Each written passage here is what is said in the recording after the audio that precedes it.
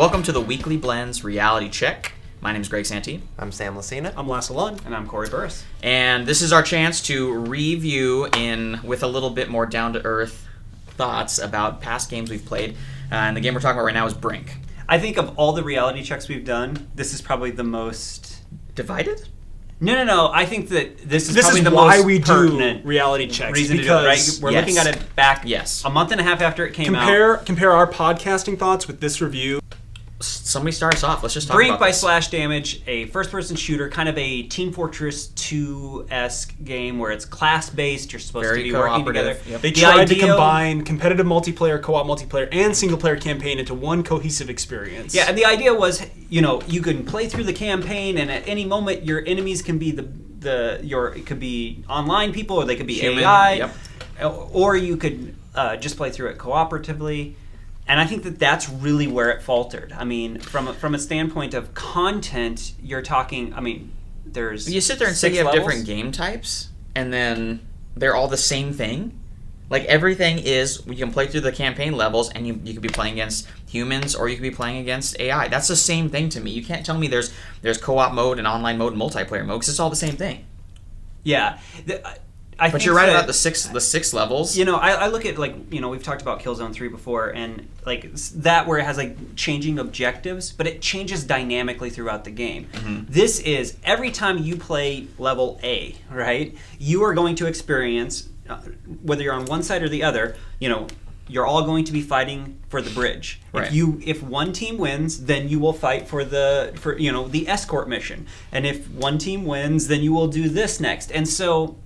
There wasn't a whole lot of variety in it because you knew you were going to have the same experience on each level. And not only that, but the problem is variety in the different classes. So every time you were a certain class, you had the same amount of objectives per level. So if we're fighting for the bridge, you can be a soldier and you can place a mine on the bridge to blow it up. Or you can be an engineer and you can go repair this turret, or you can go... They always had the same things, and it never was enough. But I did feel like the engineer class way outnumbered every other class. I always was the engineer, and because they had the most to do in every single level. I think that's where it works and where it fails at the same time. Is the class element is so cool, right? It's such a great in concept. I mean, I always felt like we had to all be a different class. You really did have to work together to do certain things. That being said, the undercover one, what was that one? Operative. The operative was worthless, right? There was one or two times in a game in a level, in a campaign level. In a campaign level where he actually had to be there, and then the rest of the time you don't need operatives around, which was kind of a weird thing. When we played it early on, Sam, you were saying that the operative had other things that they could do. Well, and I know, at PAX, we played the Shantytown level, which is where you have to escort the bot through the Shantytown on the beach. And I remember at PAX that when I pulled up, I wanted to be the operative, that's what I was excited for, and I remember pulling up my objective wheel and having a whole bunch of mini objectives, like go interrogate, go sneak through a door, go over here, and kind of to gain intel on the other team, and then coming to the retail game, it seems like they really dumbed that class specifically down because his powers really don't do anything. Sure, he can disguise himself, but it puts your name above them so they can figure out, okay, well, that's the copycat. I thought it was cool that you could... it wasn't an interrogation, but you could scan dead bodies or something, and it would bring up every enemy's location on the radar. I thought that was a useful ability for the operative. Well, it's useful, but then it's again, not needed. A lot of his powers are very slow. He has a spotting ability, where you aim at someone. And I thought, I assumed that was spotting ability similar to Battlefield Bad Company, where you would aim at someone and press a button and highlight them. Yeah. Instead, you have to aim at them for several seconds. And by the time you aim at them, well, you might as well just shoot them if you're watching them for that long. Yeah. Well, there was a lot of that. In the same way, great concepts, right? Some guy can tag a mine, the other person can defuse the mine, but let's be honest, you respawn so quickly, somebody blowing up by a mine, you just respawn back at the beginning and go running. It actually was faster and more useful to have somebody blow up the stinking mine with their body, then stand there and have to say, hey, somebody stepped on a mine. Tag it, hold it for 30 seconds or 15 seconds, have somebody else come over in that amount of time we could have respawned had you run to the very beginning. Or thrown a grenade and blown up the mine. Yeah, it was just kind of strange, some of the choices they made in using those powers that really diminish the roles Well, again, the way with that the side objectives, I feel like, they kind of hyped it up that you want to do these side missions to help your team and you'll be rewarded for it. And I feel like you don't really get very much of a reward for going and hacking doors or except opening... for the engineer who could hack terminals, who could buff the terminals. It's all engineers. Well, no, because I mean the assault team could blow open doors, and then the operatives could like hack things to open up the other doors. Yeah, but how I thought often did that I thought it was happen? cool that the side objectives provided you with an alternative. Like one of the complaints about this game was that it often bottlenecked you into an objective.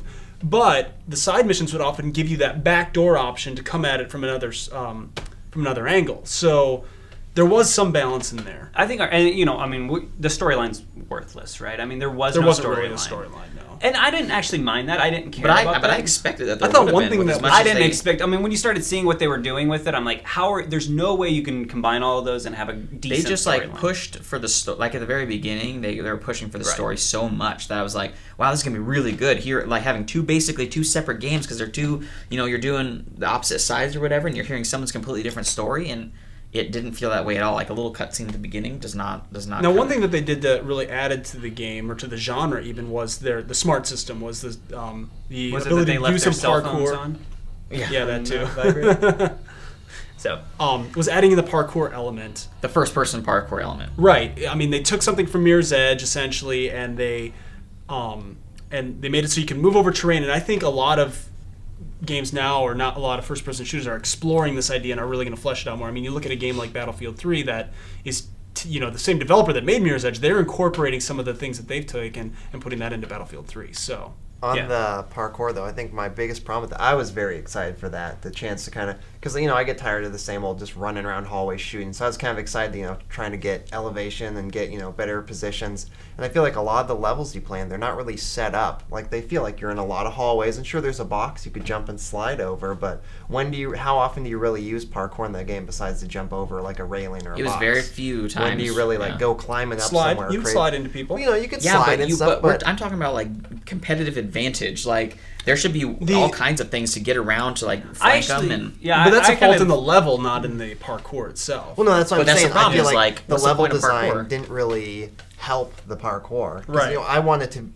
They showed in their trailers. They kind of always showcase these big chase scenes, and that's what I was hoping for. Was to be chasing characters down. Well, some of their running on trailer vids rooftops showed some really cool stuff too. Yeah, and I'm not saying the parkour system itself was flawed, but yeah, definitely the level design. And I didn't dislike the leveling up system. I actually thought it was okay. But the guns themselves, the only way to unlock all the new weapons and all the attachments for weapons was to do the challenge mode, which was kind of a weird way of doing that. At first, I thought it was essentially. Well, the thing about the challenge modes though is you have to play it single player to unlock weapon unlocks, Right. which I think is a really weird thing to push in a multiplayer cooperative game. Especially since your AI bots are retarded. Right. Like, let's be and honest. their AI bots are really dead on. Yeah. Because you they're could do the challenge dead mode eyes. with other people, but you could only unlock stuff when you were playing by yourself. Right. And the problem is even if you unlocked everything, though, you don't really gain much from it. I mean, there's some aesthetic things, and, the aesthetics and, like, the changing your character was cool in concept, but in practice...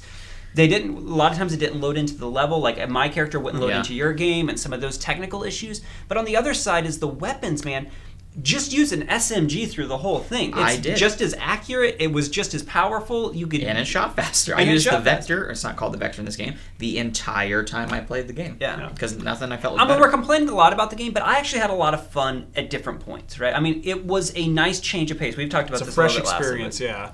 It's different than some of the other stuff that's out there on consoles. I mean, yeah, there's people that play Team Fortress that probably be like, oh, this is so inferior. But for those that haven't played Team Fortress or haven't really invested into Team Fortress, it really is kind of a unique experience in that way. That being said, it died so fast. On the brink of greatness, I think is the best way to put that, right? I mean, it literally is on the edge of being a great game. It just missed the mark, and that's for me why it was so disappointing. Is I had a lot of fun with it for a week, Yeah. So. And I struggle to get myself playing it again just because I haven't unlocked everything on my class, and I don't want to do that. Yeah, there's just not enough content. There's just not enough variety in gameplay and some of those things. All right, so let's quantify it. What do you give it? You know what? Because it tried to do something different, I'm going to give it a little extra mark. I'm going to give it a 3 out of 5. I'm giving it a 3 out of 5, and before we even start talking about this, because it's just the longevity is not there, and it is hard to want to go back and play it. As fun as it was at the beginning, it's a 3 out of 5 because there's no longevity.